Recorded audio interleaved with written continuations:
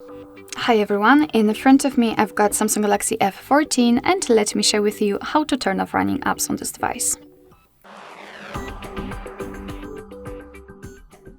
So basically all we have to do is to open the recents, and depending on what kind of navigation type you've got set, you can do it differently.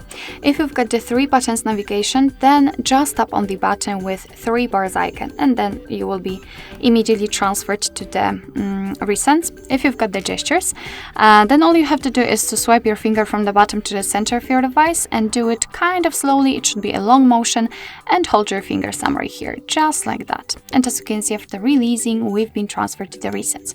If you want to, you can close only one of it or 2 of them. Just find it and swipe it up just like that.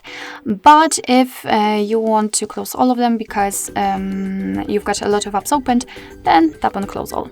As you can see, we just got back to the home page, so let's enter the recents to check. And here we've got no recent apps, which simply means that we just successfully closed all of them. So basically that's all. This is how to turn off running apps in your Samsung Galaxy F14. Thank you so much for watching. I hope that this video was helpful, and if it was, please hit the subscribe button and leave the thumbs up.